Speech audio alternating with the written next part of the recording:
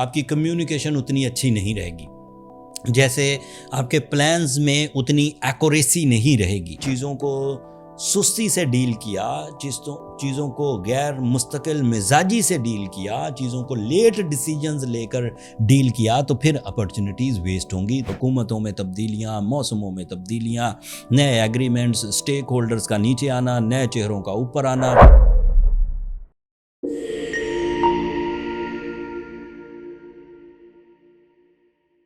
अस्सलाम वालेकुम स्कॉर्पियोज, मैं हारिस अज़मी, प्रोफेशनल एस्ट्रोलॉजर, आपकी खिदमत में हाजिर हूँ। नवंबर के सेकंड वीक में होने वाली एस्ट्रोलॉजिकल चेंजेस, दो चेंजेस हैं, बट बदकिस्मती से दोनों ही रूल्स ऑफ एस्ट्रोलॉजी के मुताबिक नेगेटिव चेंजेस हैं। 9 नवंबर को मरकरी रेट्रोग्रेड हो जाएगा और 11 नवंबर को जुपिटर भी रेट्रोग्रेड हो जाएगा, और पिछले हफ्ते मार्स रेट्रोग्रेड हो चुका है, और 25 मई को सैटर्न रेट्रोग्रेड चल रहा है। सो 7 ही तो प्लैनेट होते हैं सोलर सिस्टम में, उनमें से 4 रेट्रोग्रेड है। तो आप थोड़ा सा अंदाज़ा तो लगा ही सकते हैं कि 4 प्लैनेट अगर रेट्रोग्रेड हों तो पर्सनालिटी, ट्रेड्स पर क्या असर होगा, फाइनेंस पर क्या असर होगा, रिलेशंस पर क्या असर होगा, हेल्थ पर क्या असर होगा, कैरियर पर क्या असर होगा, एंड इवन जो दीगर शोबा जाते ज़िंदगी हैं, जैसे तालीम, जैसे ट्रैवलिंग, जैसे कंबाइन एफर्ट्स, इन पर भी थोड़ा थोड़ा नेगेटिव असर ही रहेगा।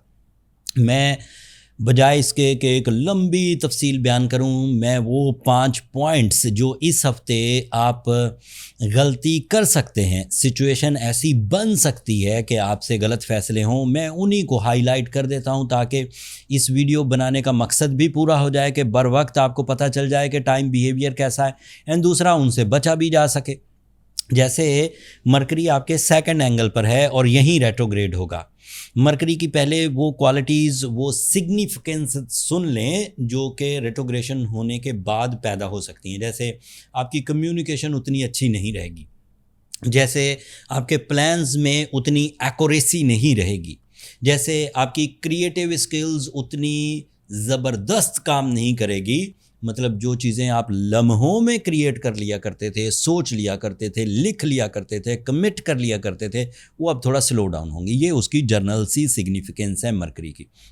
बट जब वो सेकंड एंगल पर होता है तो इसका वाज़े मतलब ये है कि आपको जो विरासती मामलात हैं, ये अब सब स्कॉर्पियोज के साथ तो नहीं होंगे कि उनका विरसा तकसीम हो रहा है एंड उनमें प्रॉब्लम होगी, लेकिन ऐसे स्कॉर्पियोज जिनके विरासती तकसीम के फैसले अगले 25 दिनों में होने हैं, उनमें कुछ कॉम्प्लिकेशंस आएंगी। जो कॉमन स्कॉर्पियोज के लिए इसी सेकंड एंगल की रेट्रोग्रेशन ऑफ मरकरी का इम्पैक्ट है वो ये कि उनकी जॉब पर कुछ प्रॉब्लम्स आ सकती हैं, उन पर इल्ज़ाम लगाए जा सकते हैं, उनके खिलाफ साजिशें की जा सकती हैं, एंड उनकी परफॉर्मेंसेस को उनके सीनियर्स सराहेंगे नहीं, तनकीद का निशाना बना सकते हैं। बट इससे आपको डिसहार्ट नहीं होना। मैं जिस गलती की तरफ आपको इशारा कर रहा हूँ वो ये कि डिसहार्टनिंग इस वक्त अफोर्डेबल नहीं है अगले 25 दिनों के लिए। अगले 25 दिन के बाद मरकरी ने डायरेक्ट हो जाना, and again you are on right track, again you are performing, again लोग आपके बारे में राय अच्छी कायम करेंगे। तो आपको 25 दिन थोड़ा सा संभल कर चलना है जितने दिन मरकरी रेट्रोग्रेड है। जो दूसरा सेक्टर आपके लिए ट्रबल की वजह बन सकता है वो ये कि आपने जो बातें छुपा रखी हैं, आपने जो कोई एक्स्ट्रा मैरिटल अफेयर्स हैं, अगर आपने कोई शॉर्टकट लिया हुआ है, अगर आपने कोई गैर कानूनी काम किए हुए हैं, तो उनके वो राज उठ खड़े होने के चांसेस हैं। मतलब आपको वो तंगी देंगे। तो या तो एक्स्ट्रा एफर्ट्स करें कि आप उन राज को छुपा लें, वैसे तो पहले ही इलीगल काम नहीं करने चाहिए, लेकिन अगर कुछ हो भी गए हैं तो अब आपको ध्यान रखना चाहिए और अपने ख़िलाफ़ होने वाली इन साजिशों को, जो आपके लिए ट्रबल की वजह बन सकते हैं, कानूनी पेचीदगियों की वजह बन सकते हैं, उनको कंट्रोल में रखने की कोशिश करनी चाहिए। गलती मत करिए कि चीज़ें खुद ही ठीक हो जाएंगी, खुद ठीक नहीं होने वाली। अगला तीसरा सेक्टर ये है कि जब भी मरकरी रेट्रोग्रेड होता है तो माइंड प्रेशर्स में आता है। आपको ज़्यादा देर तक सोचने की आदत, extra thinking, non decisive behaviour, inherited medical issues जो विरासत में माँ बाप की तरफ से मेडिकल चेन ऑफ प्रॉब्लम्स चल रही होती हैं, उनमें कुछ प्रॉब्लम्स आ सकती हैं या फिर आपका अपना लाइफ स्टाइल आपको हेल्थ में सेंसिटिव कर सकता है। तो ये तीसरा फैक्टर था। चौथा फैक्टर ये है कि इस वक्त एज प्रोफेशनल एस्ट्रोलॉजर मैं इम्फेसाइज कर रहा हूँ कि आपको पार्टनरशिप बिजनेसेस की बुनियाद नहीं रखनी चाहिए। कोई भी ऐसा काम जिसमें आप इस वक्त किसी दूसरे पर डिपेंड करें या आप दूसरे के सहारे से अपने आप को चला रहे हों, तो आपको थोड़ा मोहतात रहना चाहिए। शराकतदारी इस वक्त रास नहीं है, कुछ हफ्तों के लिए, फिर उसके बाद ठीक हो जाएगा। एंड पांचवा फैक्टर ये है, आपकी सोच में काफ़ी मनफीपन आ जाएगा। स्कॉर्पियोज लोगों के रवैये आपको ऐसा लगेंगे कि वो आपके साथ ज़्यादती कर रहे हैं। पाकिस्तान के कानून या अदरवाइज़ कानून आपको ऐसा लगेगा कि ये गलत बन गए हैं, सिस्टम ही गलत है, मौसम अच्छे नहीं हैं, मैं ऐसा क्यों हूँ। इस तरह की सिचुएशंस मनफी सोच के रवैयों को जन्म देती है। तो मनफी सोच पर काबू पाने की भी आपको कोशिश करनी है। नेगेटिव थिंकिंग को इन्हेंस होने की,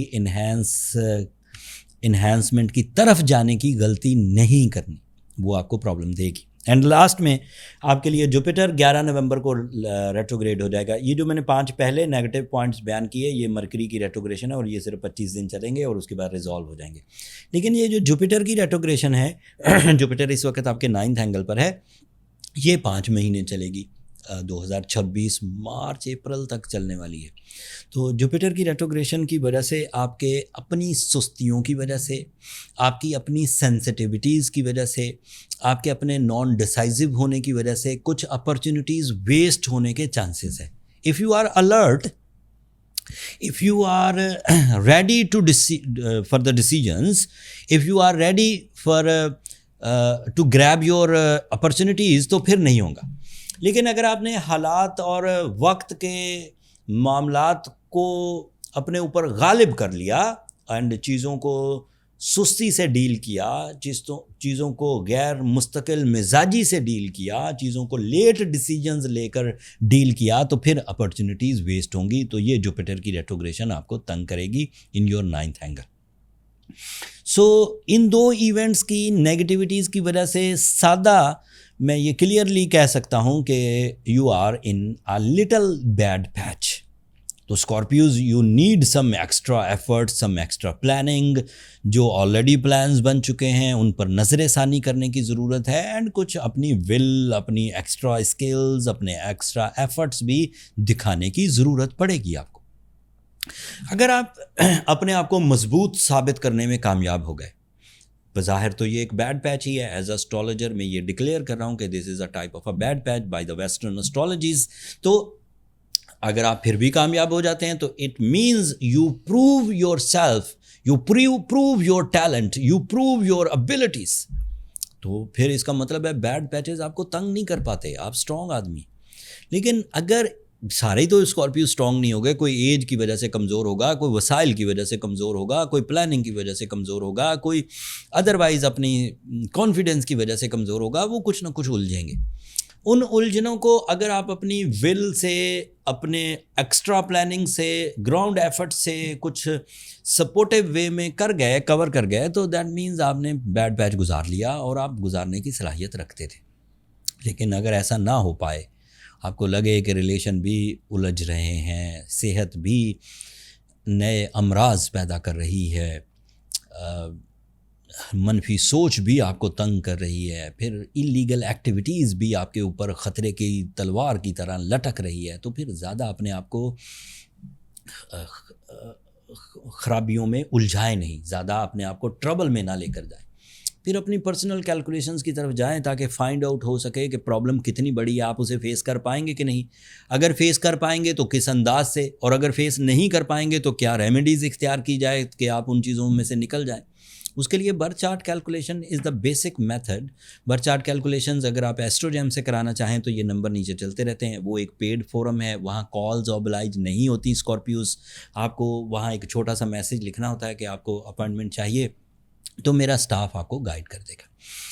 ये जितनी भी नेगेटिव या बैड पैचेस वाली न्यूज़ इस हफ्ते मैंने सुनाई, मेरा ये वतीरा नहीं रहा, मैं हमेशा कोशिश करता हूँ कि चीज़ों को शुगर कोट करके बोलूँ, बट इस वक्त सिचुएशन ऐसी है कि उसे कितना भी शुगर कोट कर लिया जाए वो रीडेबल नेगेटिविटीज़ पैदा करेगी ही करेगी, इनफरादी तौर पर भी और इज्तिमाई तौर पर भी। हुकूमतों में तब्दीलियाँ, मौसमों में तब्दीलियाँ, नए एग्रीमेंट्स, स्टेक होल्डर्स का नीचे आना, नए चेहरों का ऊपर आना, तरतीब बदलना, कावानीन का बदलना, टैक्स फॉर्मेशंस होना, ये सब अभी अब आप अगले कुछ हफ्तों में देखेंगे।